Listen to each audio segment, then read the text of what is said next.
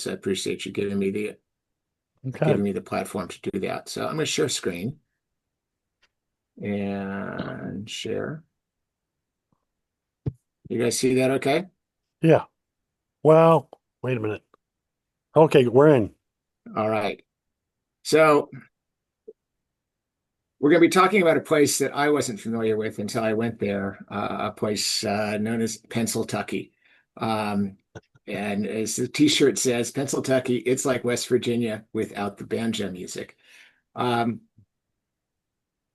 the genesis for this idea of a trip was Pennsylvania was the fulcrum point for our last presidential election. It seemed clear to people that whoever won in Pennsylvania was going to win the election. Obviously, that is what happened as Trump won both Pennsylvania and the election. I love this quote from James Carville, Clinton's campaign advisor, that Pennsylvania is Philly and Pittsburgh with Alabama in between. Uh, Deeply conservative, culturally conservative. All of Pennsylvania that isn't Pittsburgh in the red and Philadelphia and suburbs on the right. And the people there embrace the idea that this is Pennsyltucky, where it really is an extension of Appalachia up from West Virginia. And that's where a lot of the people have come from. And that is certainly their cultural heritage. And again, this is from the Wikipedia entry, so this isn't just me. And they call this area the T with across the top and then the white down the middle as representing this Pennsyltucky area. I I take a closer look though when you look at the presidential election results from last year by county. You can see Pittsburgh in blue on the left, surrounded by an awful lot of red. That big blue county in the center is Center County. That's where State College, PA is. So College Town. You have Philadelphia and its suburbs here. But by and large, it's very red, with the exception of the two big cities and the state university. And when you look at what they call the collar counties around Pittsburgh, that's the Trump voting share there, well into the 60s. You go a little further out, you have very, very large margins for Trump. And effectively, when we talk about Western PA, within 10 miles of downtown Pittsburgh is dark blue. You go beyond that, it's a whole lot of Pennsyltucky. And that was the country that I wanted to explore. It's also interesting when you look at the political history of Western PA, it's not that. This is the Clinton Bush 41 election in 1992. Allegheny County, Pittsburgh, solid margin for the Democratic candidate, Bill Clinton. But most of the other surrounding counties also voted heavily Democratic in 1992. You had the rich suburban town, county of Butler that voted red. Somerset Narrow voted red. But these were blue areas. And Clinton won Pennsylvania by 11 percentage points over Bush 41. This is the same set of counties for last year's election. And obviously, as I showed you on the preceding chart, voting very, very much Republican now. And this swing, looking at how the vote changed between 1992 election and the 2024 election, Pittsburgh remained and in fact got even more blue. But the collar counties changed from leaning blue to deeply red. And the historic Pennsyltucky counties are now voting in the 75% range for the Republican candidate. And so the perspective that I went out to try to understand was Pennsyltucky used to be just in the T, but we have these collar counties within 30 miles of Pittsburgh that have leaned hard right, leaned hard red. And then the places that were Pennsyltucky have gotten even deeper red. So, like, what's going on? And why has this political change happened in this part of the world? Well, in my usual term, that means going out on the bike, loaded up with my gear to go see these places, talk to these people, and try to get some understanding through the visit. I spent 8 days on the road doing 500 miles of riding on really three tours. Tour one, which took me through the steel country and into the coal country. Tour two, which took me to a different part of the steel country and then into the gas fracking part of the world. And then tour three, north to Titusville, the historic oil country, Pennzoil, Quaker State Oil, the original oil discovery in North America. So the oil country, the coal country, the major steel center in and around Pittsburgh, and the extended steel centers out to Johnstown and west to Wharton into West Virginia. And that was the trip. Oh, and of course, the gas fracking area south and west of Pittsburgh in the Marcellus Shale region. So let's talk about each of those areas. This is a very different part of the world from Boston. This is what they call a salad. This is a Pittsburgh salad. Go on the menu, Pittsburgh salad. That means it comes with fries and other kinds of fried food. It's a different kind of dietary than we're used to. This is a typical breakfast. This is in Johnstown. When you're going out on the bike for the morning, or I guess going out to the steel mill in the morning, this kind of fare helps get you through the day. I don't recommend that as your regular menu, but you do you. I did it. I did make it a point to enjoy all of that during the week. Um, let's start with, and by the way, ask questions as we go along. We can do questions at the end, of course, as well. Tour one through the Monongahela Valley. The Monongahela River runs south and east of Pittsburgh on into Maryland and West Virginia ultimately. But the area up and down the Mon, as they call it, is the historic steelmaking part of Pennsylvania. It has access to coal, and you see a big pile of coal in the bottom right. That's going to get turned in, and that's at the Clairton Works. You see the picture of the entry gate up above, into coke, which is the primary heating fuel for the blast furnaces. And what you see in the left-hand page is the Edgar Thomson Blast Furnace Works, still run today by U.S. Steel, in the town of Braddock, about 25 miles down or up the river from Pittsburgh, and still going strong, making steel today. One of the few remaining blast furnace operations in Pennsylvania. So the access to metallurgical coal that could be turned into coke, the river system, which allowed all that to be transported as raw materials in and finished goods out. Awesome place to relocate. The Mon Valley is known locally just as Steel Valley. That's its history. But as part of the history, there are an awful lot of closed steel mills. This is the Cary Works in Rankin. It's just a few miles closer to Pittsburgh from that Edgar Thomson Works that I showed you. It was closed in 1982, but it is maintained by the National Park Service and a local nonprofit as a way to see what a steel mill really looks like. This is massive.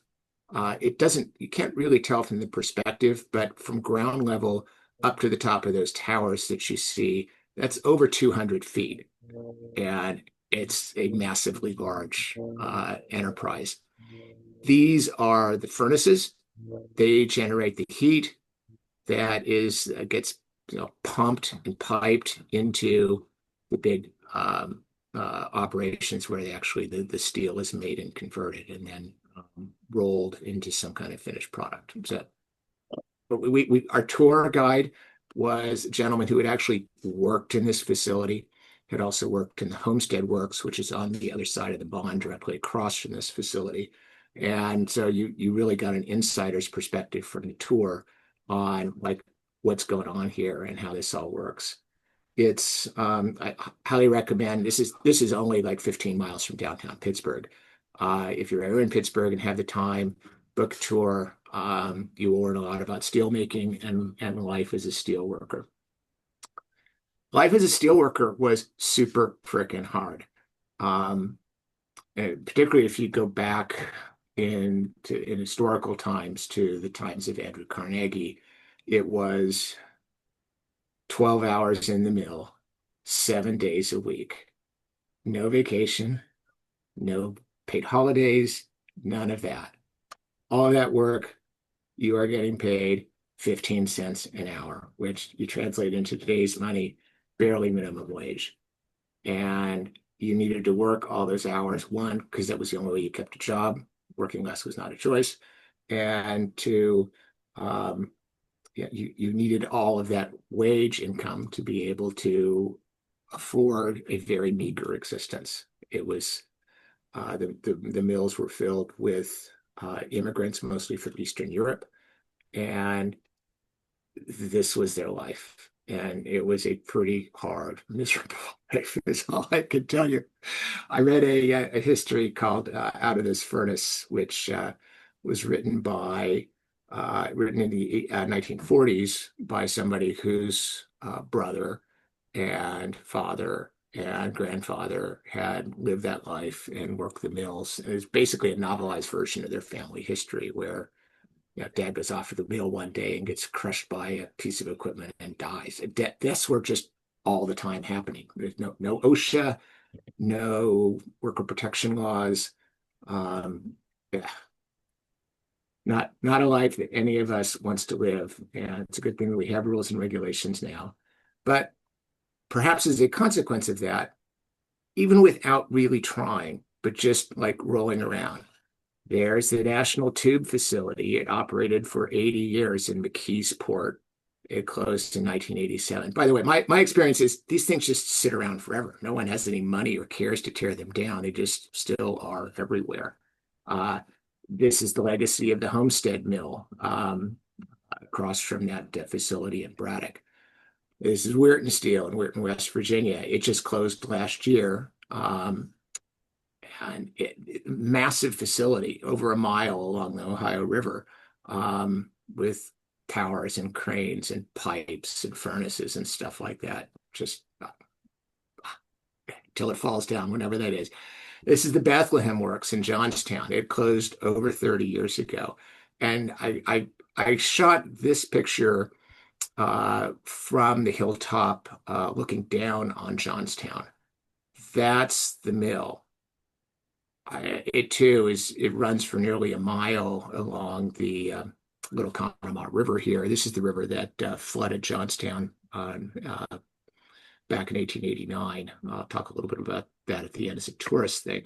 But you just realize these mills, massive operations, employing thousands of people as mill workers and indirectly thousands and thousands more as servers, workers, and supporting their families. What was interesting to understand is for all the talk about, well, we're importing all this steel, we actually make as much steel here in America as we did a generation ago. But the industry has become far more productive. So making the same amount of steel requires less than half as many workers as we used to, and much more centralized facilities so that all the outlying mills and everything associated with that has all been closed. So we still actually make a lot of steel in the United States, but I need fewer steel workers. And that's a trend that, given global competition, isn't going to go away. The jobs are never coming back to the same degree. Hi, Felipe. Hey Mike, sorry to interrupt. I've heard there's like a quality issue. So like, high quality steel needs to come from Japan or Germany and the US. Did you hear anything about that or find Um, anything like that in your research? I learned a lot about that talking to the guy at Cary Blast Furnace. What he said is at this point, the mills are set up, each mill that remains is set up to make certain types of steel very efficiently and effectively. the basic manufacturing of steel, it starts with a very comparable process, but as you turn it into very specialized finished products that might need stainless steel or certain types of tensile strength and hardness, the mills specialize in making certain types, grades of steel. And some of those grades we make very heavily in the United States. Some we don't and need to import because we don't match. We could manufacture them here, but the mills have chosen to specialize around things where they feel like they have some type of a competitive advantage and can build scale. So So it's we less of a quality gradient and more of a division of labor kind of yes, or specialization. and exactly. That was what I took. So, could we start making certain types of steel that today we import? Yes. Um, but it would take billions of dollars of capital investment to build manufacturing capacity designed to make some grades and types that we don't produce here in America today. Does that make sense? Yeah, that makes a ton of sense. Thanks. Um, what you realize in these places is as the mills and the jobs disappear, the people disappear too. This is population decade by decade for Johnstown, PA, which was in decline even before the final steel mill shut in 1992.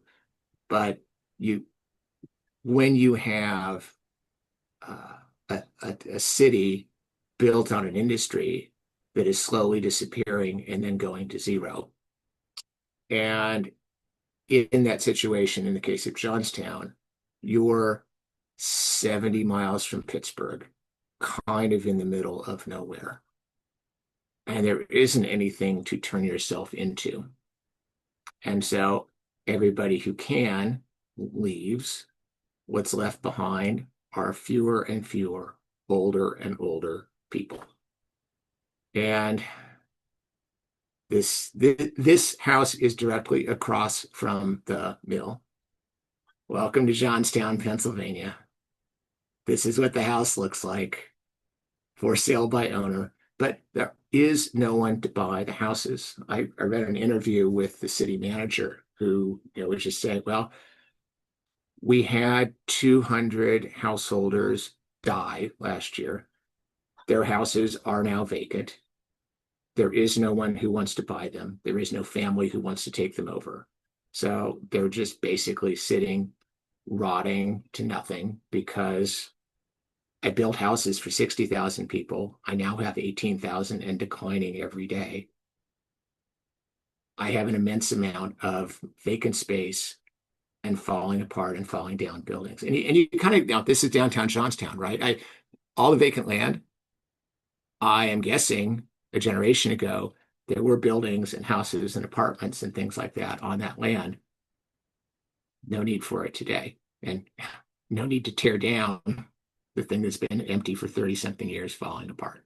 It's just the city is in a death spiral. And I honestly don't know how or why that is going to change, given that there's, at least in today's environment, no real economic reason why it ought to exist in its historic form.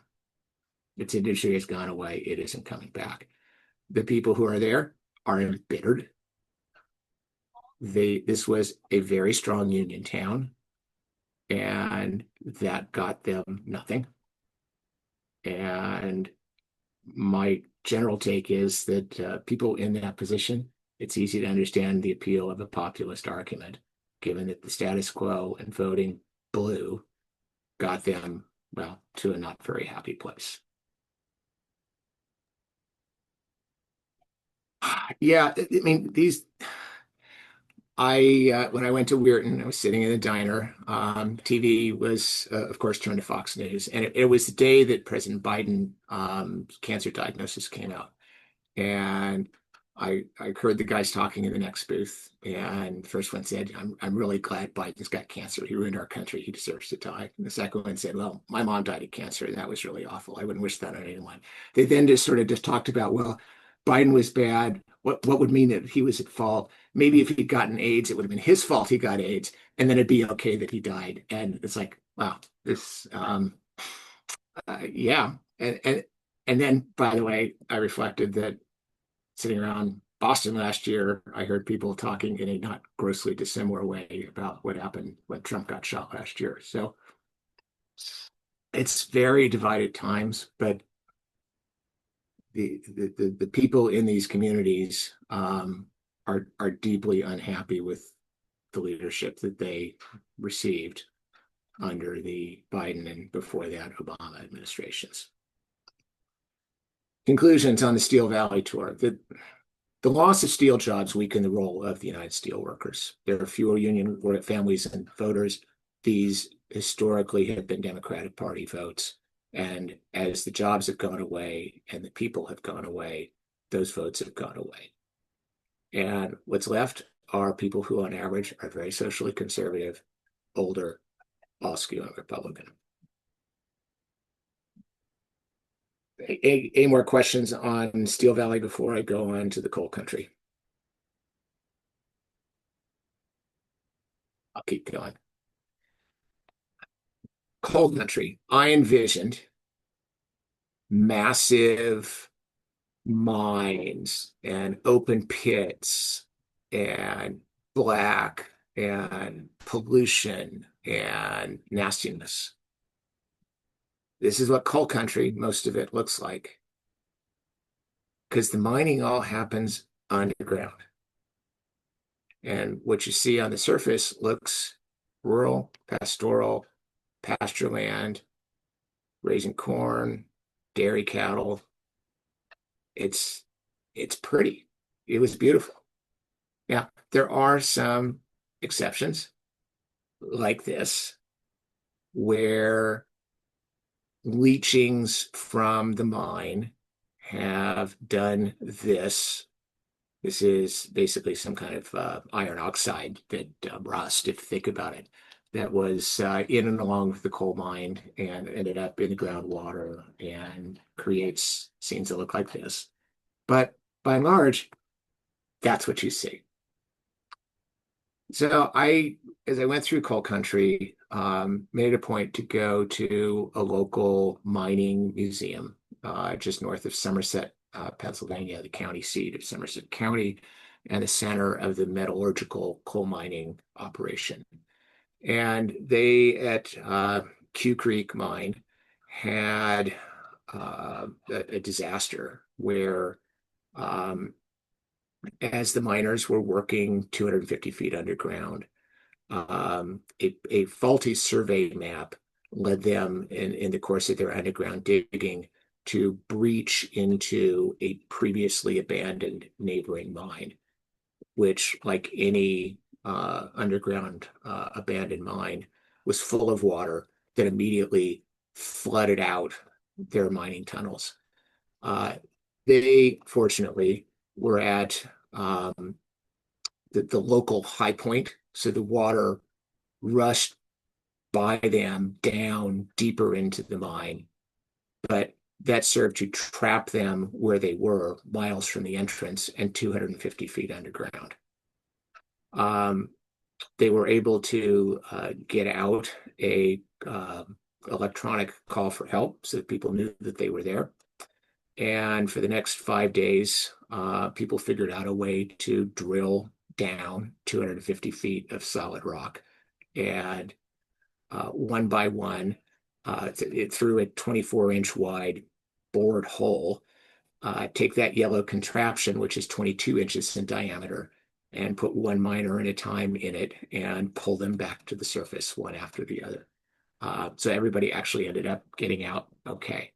The guy running the museum who I met, he wasn't a miner, but the mine happened to be, the surface was his dairy farm.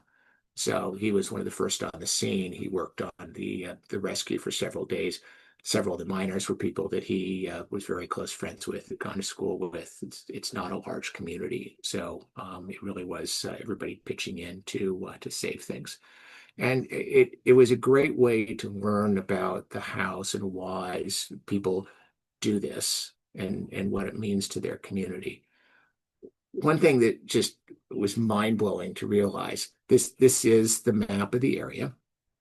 And after the mining disaster, the mine went back into production, spent 15 more years as an actively mined thing.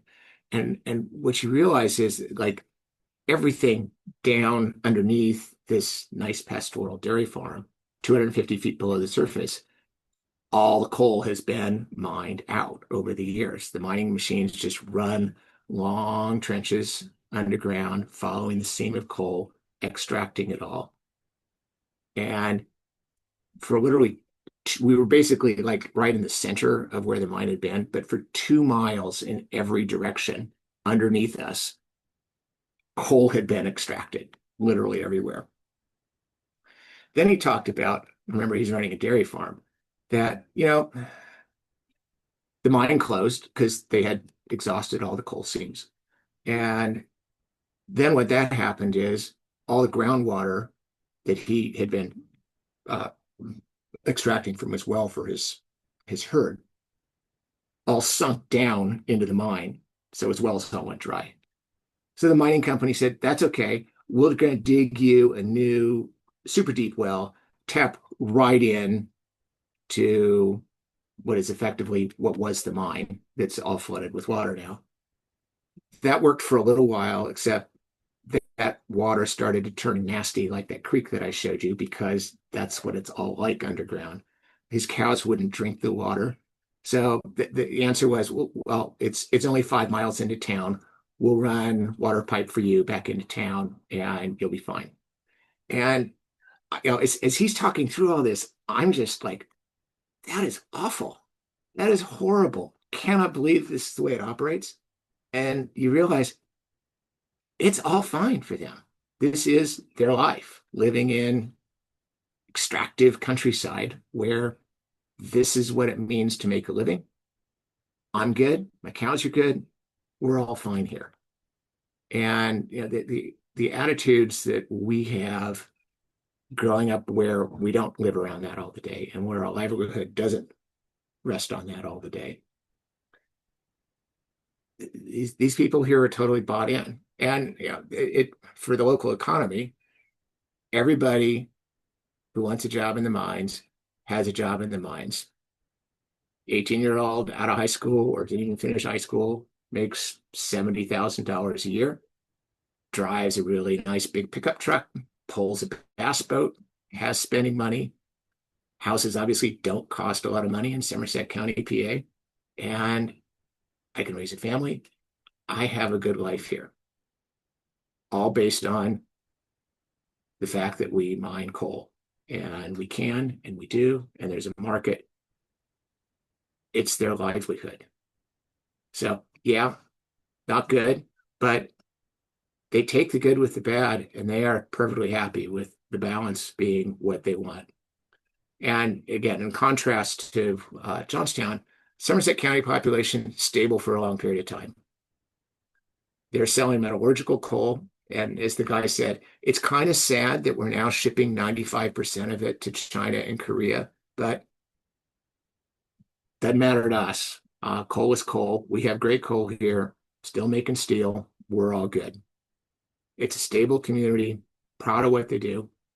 And as the guy said, the greatest compliment somebody can say about somebody is, he's a great miner.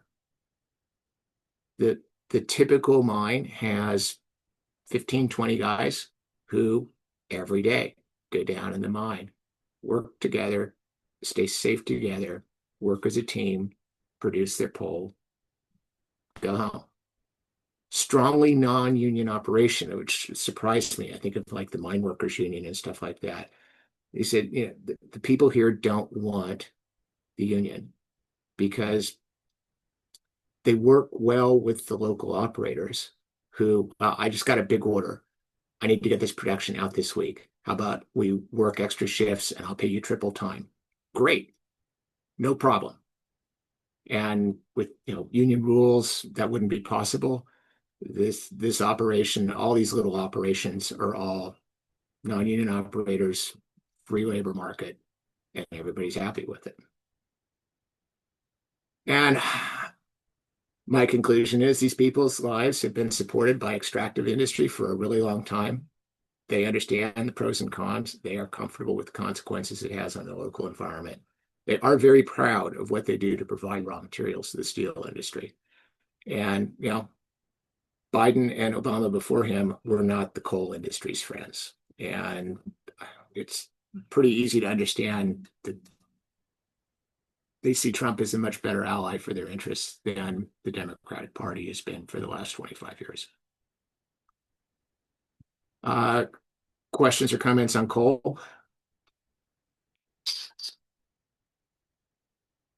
I'll keep going. Frack land. This is a gas fracking pad. It's pretty small from a surface area perspective. And you see lots of things that this part of the area, somebody's knocking on the door. Yes, what? I'm on a call. What's up? Sorry, is Sarah here? She's playing pickleball. Okay, thank you. Yep.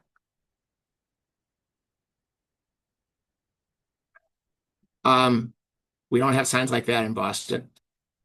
We don't have trucks like this pumping frack liquid in or out of the ground. This driver thought I could help him find his gas fracking pad. It's like, yeah, no, I'm not I'm on a bike. What are you thinking? But it was nice to chat. He was a nice guy. Signs directing well traffic. My friends, I went to breakfast at the hotel where I stayed in Washington, PA, and I saw a bunch of guys. I went over and said, "Are you guys a gas fracking crew?" And they said, "No, no, we're a drilling crew." Drilling is the technical part of fracking. These guys will drill using magnetometers and gravitometers with extreme precision to map exactly where they need to go to frack. They go down, they go sideways, they go down some more. It's a three-dimensional, extremely precise process, highly technical, super specialized. Again, they are very proud of what they do to help provide natural gas to America. Washington, PA, very healthy economy, supported by all of the natural gas production that they produce. This is a brand new 10-story building right in Washington, PA, which there would have never been a glass tower like this in that town until the fracking began 15 years ago. All of that being said, like Somerset, rural, pastoral countryside, covered bridges, pasture land, forest, all of this stuff happens miles underground, and for the most part, completely invisible to the community outside of the jobs it provides to do the work, to do the drilling, to do the fracking, and the royalty checks that the people in town receive from their share of what's going on underneath their farms and communities. This is an area that has its own interesting history. Back in the 1790s, the Alexander Hamilton, in his infinite wisdom, thought that we needed to raise more federal money, and the easiest way to do that was to put a large excise tax on whiskey. At the time, this was the extreme frontier of the United States. Pittsburgh in the 1790s had a grand total of 2,000 people living in it. So it gives you a sense of, it was the frontier. And in this frontier that had no real paper money, no gold and silver money, whiskey was currency. It was effectively the coin of the realm to produce for barter and trade for everything that they needed. So they both viewed the people of this part of Pennsylvania viewed the whiskey tax as a direct assault on their way of life. And fresh from the lessons of the American Revolution, they followed the playbook that had been used against King George as part of the American Revolution. They tarred and feathered whiskey excise tax collectors, burned their houses to the ground, raised an army, and marched against the relatively small outpost of federal troops that were stationed in the area and defeated them. Um, George Washington did not allow this to happen, and as a result, raised a federal army, mostly of Revolutionary War veterans, of 13,000 people, and marched them to Western Pennsylvania to put down the Whiskey Rebellion, which they did very forcibly, and made it a strong point that the federal government can tax you however it is that we want to tax you, and you do have to obey. Sorry. Uh, Washington ended up not coming all the way out to Washington, PA, but Alexander Hamilton did at the head of the federal army. And there are many, many people there who think very poorly of Alexander Hamilton.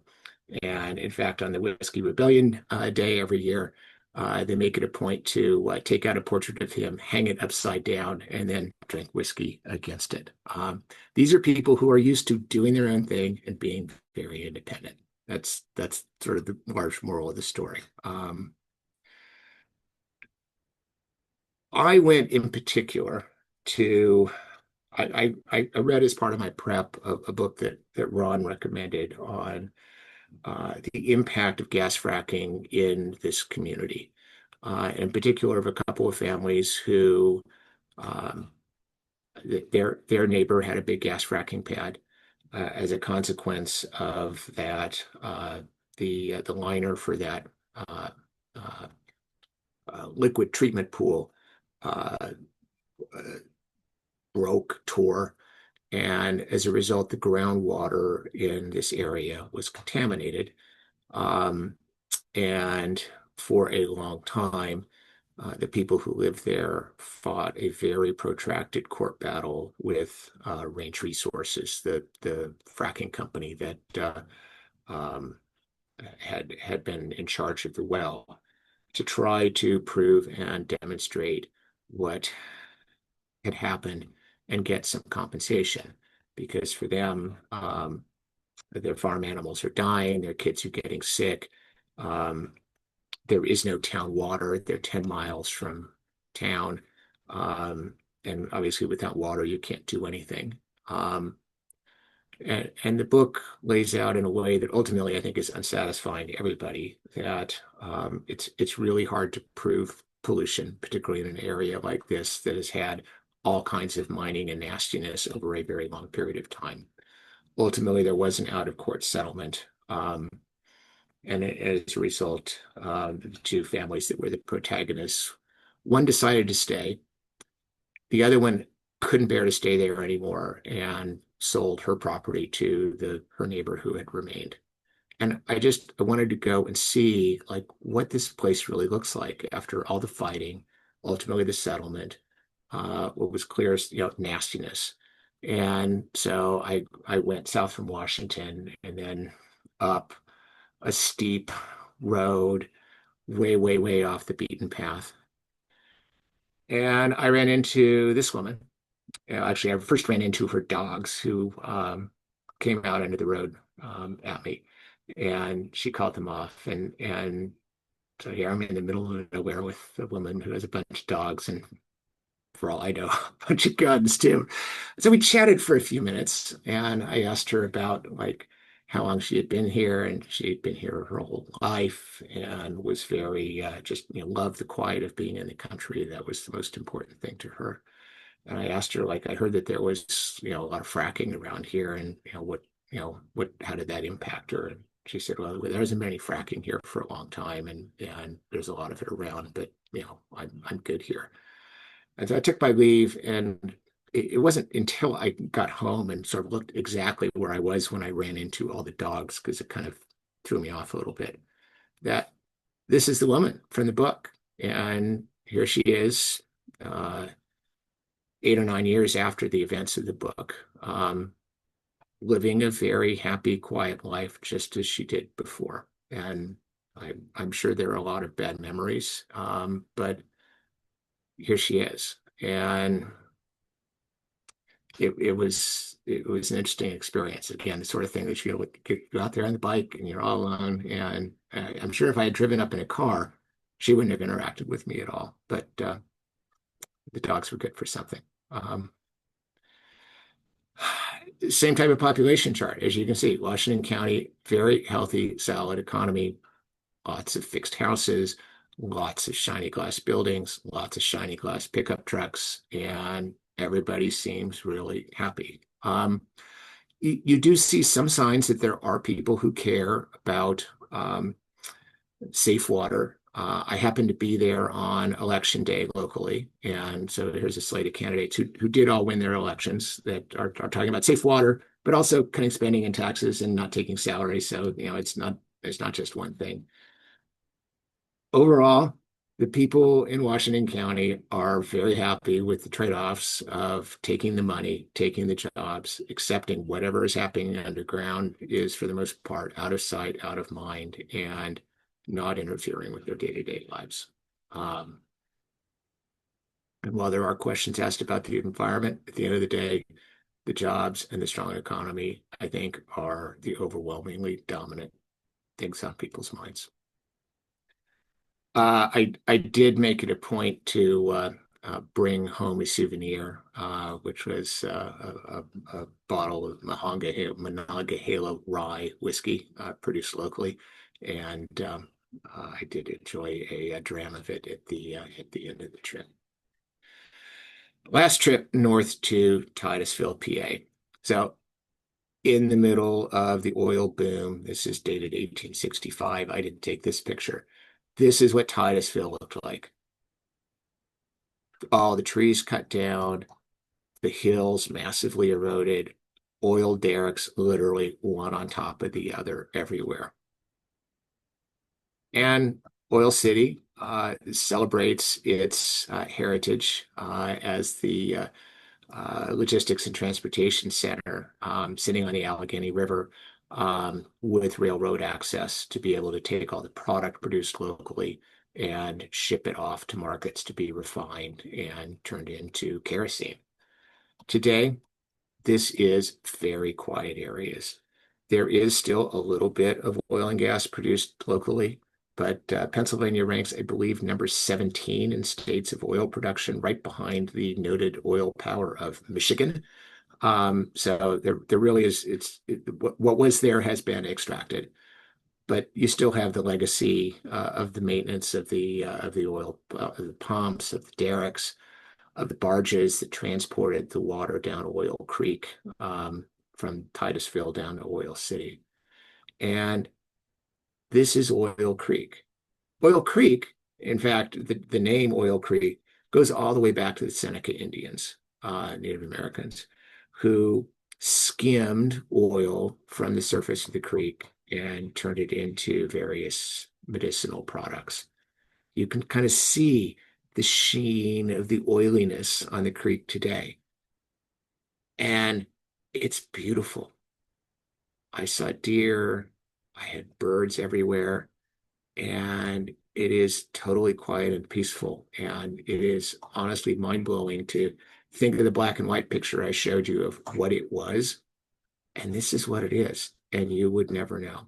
It really is just as it was.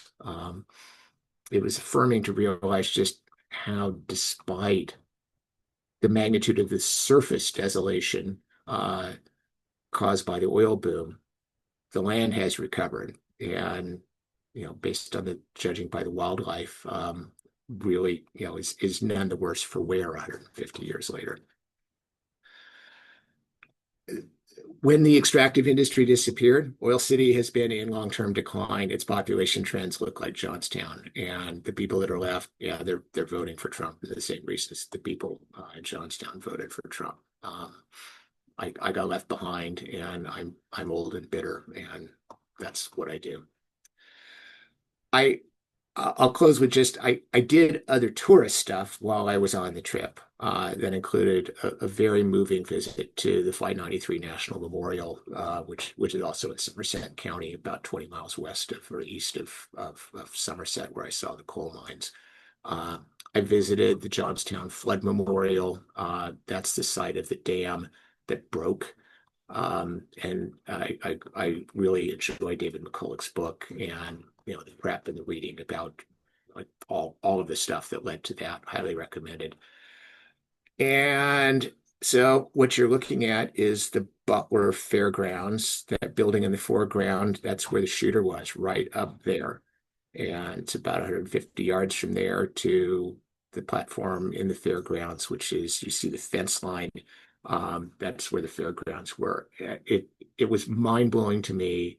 This is the only building like this at all anywhere near the fairgrounds, and why that would have been outside the security perimeter is just somebody screwed up, is all I can tell you. But it was, interesting to get the perception of what that area really looks like and see what happened.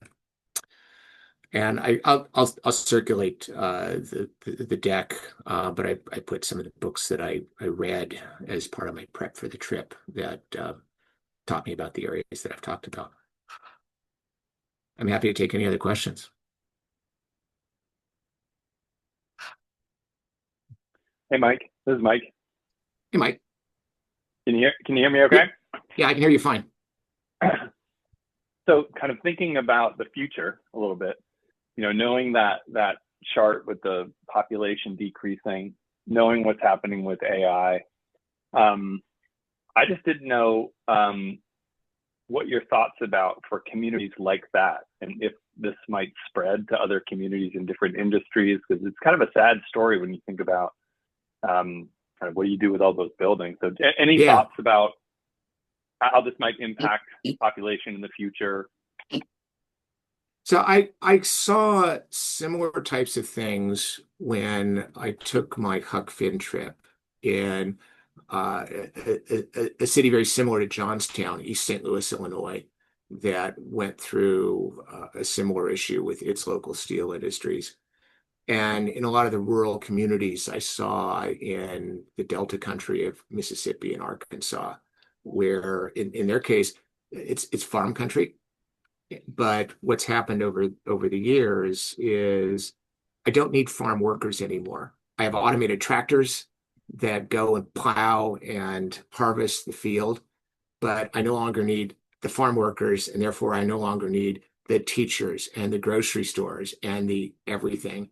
And so those communities as well have gone through similar types of depopulation with massive numbers of vacant, decaying buildings. And my conclusion is we would be better off helping people through a reset to go somewhere else rather than to leave a community to die. And having incentives for areas, I mean, it would be one thing if there was a way. There are two paths. Either I have a way to make investment and bring new industries into that area, which Pittsburgh has successfully done because it has great universities. It has a great transportation infrastructure. It can attract new high education jobs in, Waymo has a big operation there. Duolingo has a big headquartered in Pittsburgh. Big healthcare industry jobs in Pittsburgh. So places like Pittsburgh that have all the advantages can get to the other side of something. But small rural areas that, there's no interstate in Johnstown. There's no way to get in and out outside of a lot of 2-lane roads.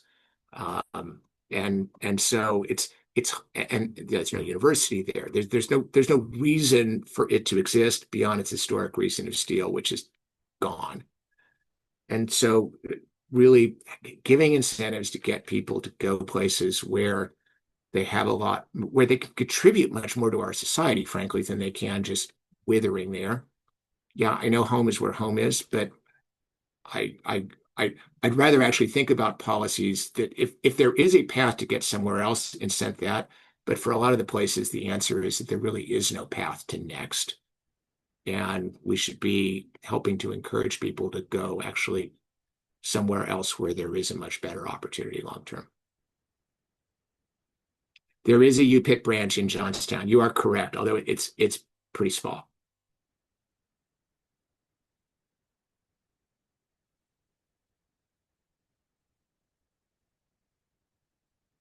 All right. So having a house fueled by natural gas, heated by natural gas, I guess I'm a beneficiary of all the fracking. But I know that I think it's like Oklahoma's having trouble with earthquakes and stuff from the fracking.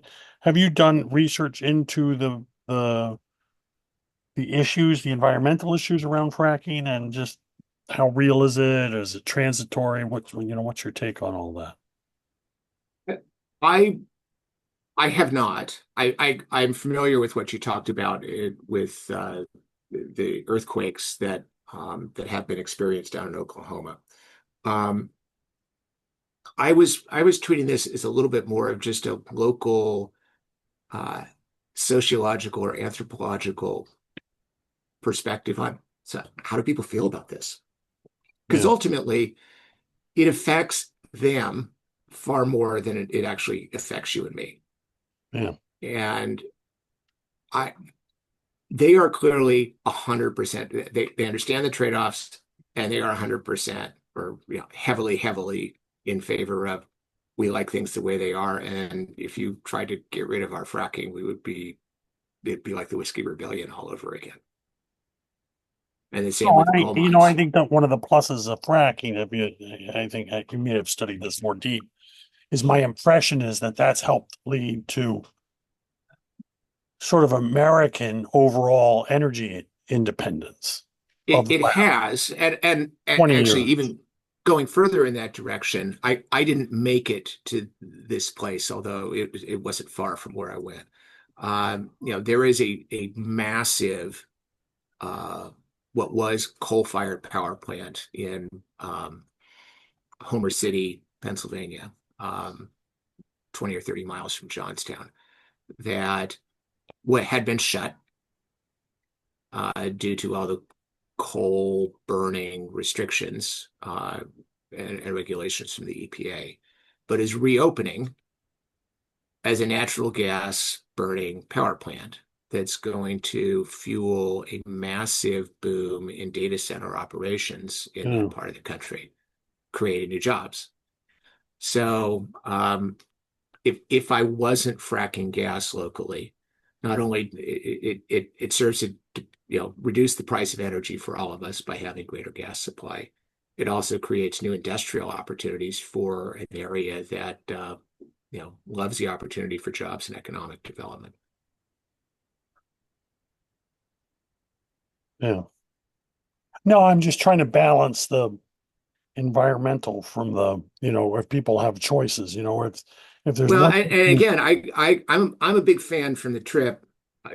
For example, you and I talked. I'm doing this from Western New York in a pretty economically depressed part of the state, and where if you live 30 miles south of here, you're in Pennsylvania, and you can make money and have jobs from gas fracking. But here in New York State, which has issued a statewide ban on fracking, I don't have that choice. So the politicians in Albany have decided I don't get a choice, and I don't get any money, and I don't have any jobs. And as a result, this area has a pretty tough economy that could be supported in the same way that Washington County is supported if people had the opportunity to make that choice. But they don't here in New York. Have you ever ridden through West Virginia and seen the strip mining of West Virginia? I have not. My small trip to West Virginia on this trip was to visit Weirton, and I rode 10 or 15 miles along the Ohio River, but it's not where they do the coal mining. It's those were also steel towns. Yeah, that's It, pretty impressive. it would be interesting to see, but not a part of the world that I've had the opportunity to go through yet. Yeah. So when my parents lived out there in the early 80s, and going back to the steel mills, They had actually, there was a mall that's now abandoned. It's one of the largest abandoned malls in America. It was Century 3 Mall that had been built on top of a slag pile. So to get to the Century Yes. 3 Mall, you So drove up the for, top of the slag pile. for those who aren't, so slag is a side effect or byproduct of steel making. It's basically all the junk that didn't properly turn into steel that they sort of bang off and then like put into a big hill and just sort of turn into a great big garbage dump. I right next to where my partner's sister lives. There's a big parking lot, and we were driving through the parking lot, and it's just all like up and down and falling. It's like, what is up with this? They said, oh, they built it on a slag heap, and now it's just all settled, and therefore the entire. It's like, wow, welcome to Pittsburgh. We just have slag heaps lying around and build Yeah. parking lots on them, and don't understand why the parking lots won't stay level. Awesome, super. Hopefully, the shopping mall has a better parking lot than the grocery store that we frequent there. No, it's an interesting study of, what's the balance between growth and